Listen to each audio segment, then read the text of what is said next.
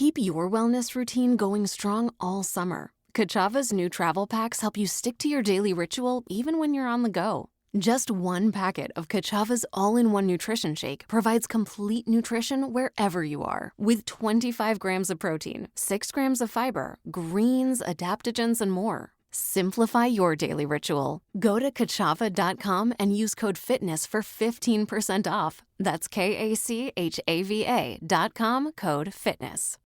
Some days you just want to amplify your everyday look. Like when you want the look of false lashes without the extra effort. Reach for Thrive Cosmetics Liquid Lash Volumizer Mascara. Or when you want all eyes on your smile, keep Empower Gloss Ultra Glossy Lip Serum in your bag. It's a burst of 24-hour hydration that smooths like a serum, shines like a gloss, and can be worn sheer or layered. You'll always look and feel your best with Thrive Cosmetics. Plus, every product is 100% vegan, cruelty-free, and made with clean, skin-loving ingredients that work with your skin, not against it. Amplify your everyday. Go to thrivecosmetics.com/shine26 for an exclusive offer of 20% off your first order. That's Thrive Cosmetics, CAUSEMETICS.com/shine26. Jacob Man, 97.5, the KSL Sports Zone. Big 12 Media Days is tomorrow and Wednesday. I will be down there. I'm catching a flight right after the show. Our next guest will be there as well, of course, co-host of DJ and PK in the morning, the one and only Patrick Kinahan. Hello, PK. Hey, Jake. I'm really appreciative. I want to give a shout-out to Bonneville and KSL for the bosses for allowing me to charter so I didn't have to wait at the airport and all that type of stuff like you guys do. Yeah, that's super nice of them. Well, they know where their bread is buttered. How many media days? I mean, you and I together have done how many media days for these local schools have you done now, PK? You've been at every one going back to the 90s probably. Yeah, because you have to account for when I was exclusively a print journalist and actually one of the better, if not the best, print journalists that we had in town. So I certainly did that back then. But I think pretty much, at least for radio, since we started doing it, I know every Pac-12 one, and that started in 2011, and I haven't missed, the COVID thing, and they did some stuff by the phone. So that was something that didn't work there very well under the circumstances. But it was cool for the Pac-12 because we would go around to different movie studios that we would do, Warner Brothers and all the other ones that they had there. So you'd go back in the sets. So that was always entertaining. And then Universal, and I think they gave us passes because Universal has like a little Disneyland there, rides and takes you behind the scenes and all that. And I'd always bring my family. As you know, you spent some time with me at the beach. Yep. Over the years. I'd always combine it with a little beach time in my where I used to live down in that area.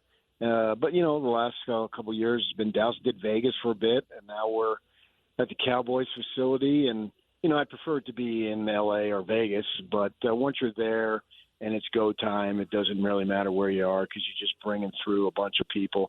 And everybody has optimism. Everybody's going to have a great season, if not a good season, every single one of those 16 teams. I can remember one time we were in Vegas, and right next to us was New Mexico back in the Mountain West days, and they were coming off like a 1-win or 0-win, and the radio station was next to us, and Ben Bagley and I were listening during commercial breaks, and they were convinced that team was going to get bowl eligible. And I'm thinking, you guys haven't got a prayer, man. I mean, it's one thing to be a homer, but it's another thing to be up in the night and not having realism. So the point is that there's a level of optimism that all the teams have. And all the players, which of course is fun. Yeah, I've definitely cooled out with your family on the beach. Watched you do some fine bodyboarding, if memory serves. And I love that. We were not on the same station at the time when the first Pac-12 Media Day happened, but you were there and I was there as well. And Utah did not take a quarterback, but their quarterback going into the season was going to be Jordan Wynn. And I had, stood next to him. And then you go to that Pac-12 Media Day, PK, and do you remember the run of quarterbacks that came through that day? Well, Andrew Luck. Andrew Luck, Brock Osweiler, who was like 6'9", and Nick Foles, who's also like 6'7", And I don't know if you had the same thought I did, but I remember thinking, wow, Utah they're going to have to step it up. This is a different level.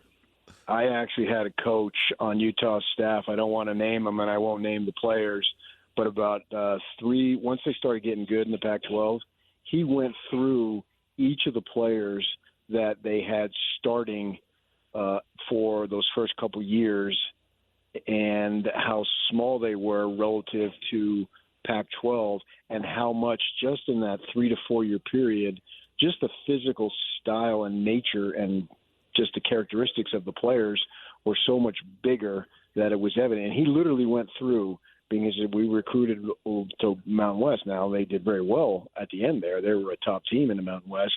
But even still, when they made that transition, especially with the depth situation, it just wasn't there. And I can remember the first year ASU comes to town, and the Sun Devils, pretty much a middling program for majority of their time. The first several years in the Pac-12, Pac-10 then obviously was good, but then about 8 years in, and then the Cardinals came to town and they made a coaching change.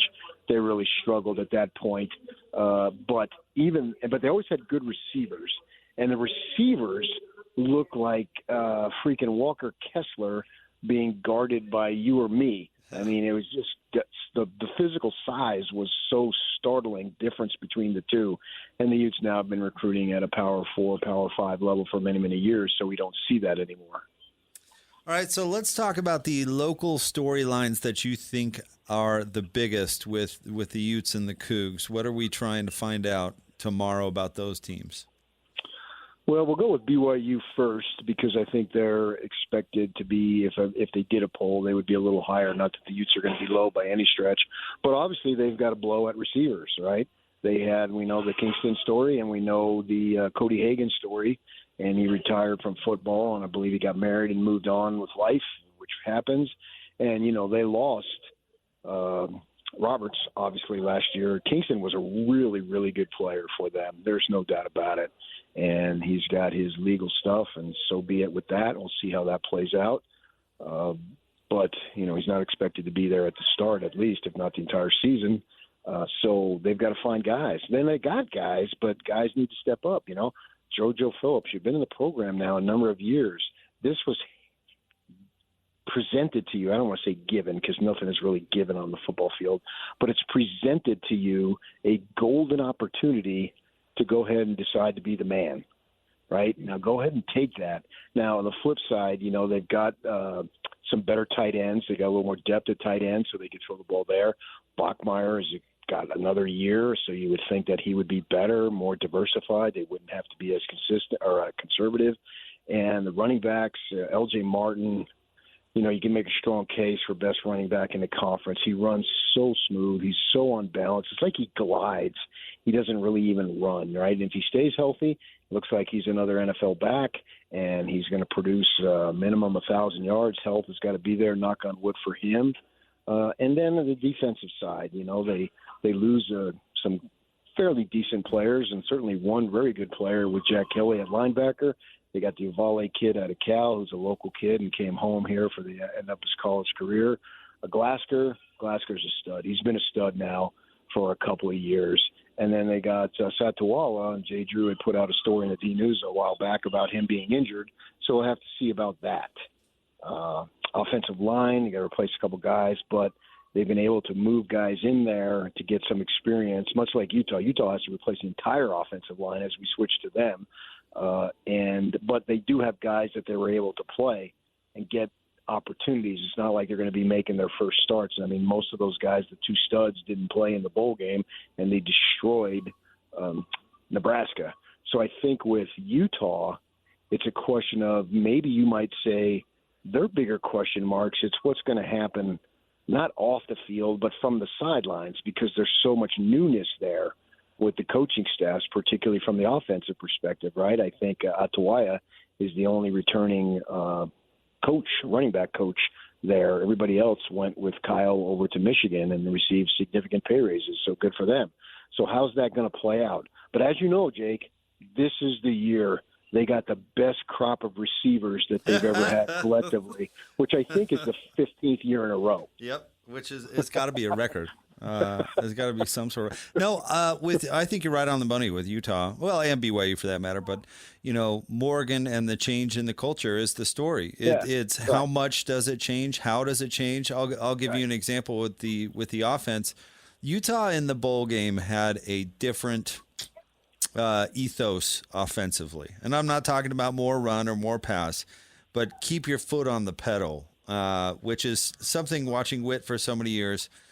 He just didn't want to do. In fact, I'll tell you, I covered the Oregon game where Utah blew him out right at Autzen, and after the game was over, I said, why'd you pour it on like that? Why'd you stay so aggressive? And he said, because we're playing Oregon. The Ducks can come back at you at home at any time. And I thought to myself, well, why don't you pretend you're playing Oregon every week? But I thought the bowl game, and it's one game, but it seemed like they were more willing to kind of pour it on offensively. And I wonder if that's one of those components that changes. We shall see. Now, that was Jason Beck. Now they got the new coordinator. Devin Dampier's had 2 successful years, both with Jason Beck. I believe Jason Beck is a big-time up-and-coming coordinator, and there's going to be big things from him. We're going to hear big things from him for the next 15 years, probably, as he could very well find himself being a big-time head coach at one of these big-time programs. Not that Utah wasn't, but he was the coordinator. He's a guy on the come. Devin Dampier in the Vegas game, sitting in the press box and watching him survey the field, it's like he was unleashed. And he was healthy, because he had some time off between the end of the season and the bowl game. Reminds me of John Beck. John Beck's senior year was hurt, had an ankle injury, and was limited most of the season. And then he gets 4 weeks off, and they go down and play Oregon in Vegas and kick the crap out of him, only to have Mike Bellotti say, I still don't think they're a Pac-10 quality team. Yeah, right. Come on, Mike, you just got destroyed. And so I think we saw Devin Dampier. We certainly saw the best of Devin Dampier in that Vegas Bowl. I don't think that he was any better at Utah, maybe New Mexico, but take the level of competition. I saw him play in New Mexico several games. He went wild against Arizona in the beginning, but New Mexico didn't have much of a defense. They lost that game. So I'm expecting Dampier to pick up where he left off. And if he can stay healthy, he has an opportunity to be dynamic. He's probably not going to be an NFL quarterback because he's smaller. We understand that, but he's being paid millions now, literally, to be a college quarterback. And if he can stay healthy and be able to do the things that he can do, I really believe the Utes have an opportunity to be in the thick of things, even with all the change. And they did take a hit, some talent-wise. A couple guys, Johnson and Snowden, that were pretty good playmakers for them in the defensive backfield. They took off, transfer portal, and then you also have graduation and so forth. So they do have to reload, but the good thing, they're reloading at positions where they've largely been able to reload. You're listening to this podcast, so I know you've got a curious mind. Here's a helpful fact you may not know yet. Drivers who switch and save with Progressive save over $900 on average. Pop over to Progressive.com, answer some questions, and you'll get a quick quote with discounts that are easy to come by. In fact, 99% of their auto customers earn at least one discount. Visit Progressive.com and see if you can enjoy a little cash back. Progressive Casualty Insurance Company and Affiliates. National average 12-month savings of $946 by new customers surveyed who saved with Progressive between June 2024 and May 2025. Potential savings will vary. Make game day yours. Tickets, food and drinks, stats, and streaming. Everything you need is in the Utah Mammoth app. Download today and make game night easy. Download on both Android and iPhone. Tusk Top. PK joining us, giving a little Big 12 Media Days preview. On the conference overall, PK, looking at Texas Tech. In fact, go back to Witt's first year ever, his first year. They're still in the Mountain West. And I remember they were overwhelmingly picked to win the league in, I guess it would have been 2005. And I talked to somebody up there who said, well, whoa, slow the phone, hold your roll a little bit, and then pointed out all the draft picks from Urban Meyer's final season that they lost. I mean, just legends, incredible players. Right. With that in mind, with Texas Tech, they lose the number 2 pick in the draft with Bailey. Rodriguez was an absolute game-changing type of soul, that defense, if not the entire team. It's amazing. And so I get it. It's a new age, and you can buy players and Cody Campbell and all of that. But part of me feels like you cannot just simply lose players like that and just reload the next year. But maybe it's a new age. Yeah, I mean, you can argue that so many of their players, I think if I recall in my studies of them last year, that 6 of the guys that they started on defense or received significant playing time were specifically brought in knowing they only had 1 year left, and Bailey being the top of them, and they had Romello, another kid at defensive line who was a draft pick. So they had 2 guys in, but they knew that they were just going to be one and dones. And I think they might have they had most of those kids got drafted, because I think they had 9 players drafted, and I have to double check the numbers, but 6 of them, maybe even 7, were defensive players. So that's a lot of talent to lose. And you look at the way I look at it, you bring up that Utah example, and that was 05. And in those days, kids stayed. They didn't move around. And look at those kids when it was 3 years later. Oh, they only went undefeated and beat Alabama, right? And not all of them, but a lot of them just grew up and became seniors. And then half of those guys on that defense went on to play in the NFL, right? So that was a really good defense that they had. So I get your point, but, you look at the transfers. And the great thing about with football, and you're seeing it a little bit in basketball, but I think especially in football, you can pluck kids out of the lower levels, right? Whether it's the Mountain West, whether it's conference, the AAC or whatever it might be, or even the Big Sky level. And there's players there that were overlooked for whatever reason. In football, it's hard. Jalen Brunson talked about, I was short and I wasn't quick, but they couldn't judge my heart. Well, we saw what he did from the basketball sense, and I think from the football sense, you can do that even more. And with that in mind, I don't get caught up on where these kids are from. And if Texas Tech is evaluating these guys and bringing them in, that must mean that they're good. So to me, they're still the team to beat. I want to know if you're going to rake Dilly over the coals like you did Herm Edwards a few years ago. No, I love him. I'm going to kiss him on the cheek. What's Arizona State looking like? Dilly's begging people to scratch checks, begging rich people to spend money, and did it work? Yeah. Still lost their quarterback? They've got some people that are donating. Yeah, it's better. He'll tell you he's honest in that regard. He'll say, yeah, we're a lot better.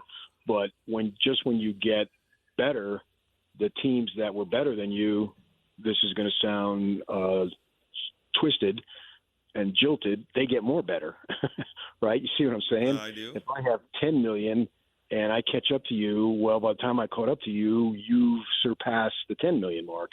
So, and they lost, obviously, Levitt, and they had a 1,000-yard rusher who didn't do jack the year before, and he wasn't even the starter at the beginning of the season, Raleek Brown, and he ends up rushing for 1,000 yards. And as I said this morning, he's going to look great in his burnt orange uniform because he's playing for Texas. And Levitt left for money, so be it.